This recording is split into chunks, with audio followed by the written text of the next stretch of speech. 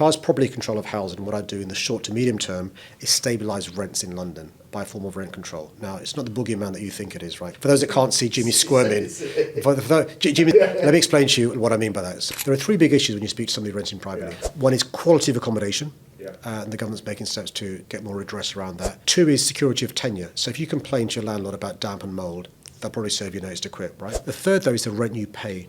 The rent's gone up exponentially over the last 20, 30 years. So you never have enough money to put aside for a deposit unless you've got bank of mum and dad to buy your own property. In the medium to long term, we want more homes. We'll increase the supply to meet the demands of our city. If people want to move to London, unlike the 70s and 80s, you've got to plan for that growth. In the short to medium term, we've got to stabilise the rents in London. We do it a number of ways. We have built-to-rent housing, where you have long-term tenancies, good quality accommodation, and a form of rent stabilisation.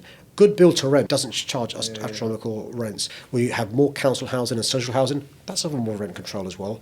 But also, we say to landlords, listen, of course you need to have a decent return on your investment, but work with us in relation to getting good tenants, look after your property, not raising your rents astronomically above a certain amount. That will mean that rather than a couple with a decent wage leaving London when they want to have a kid, or leaving London when they want a home with a garden, they stay here. Because if they don't, that's a brain drain.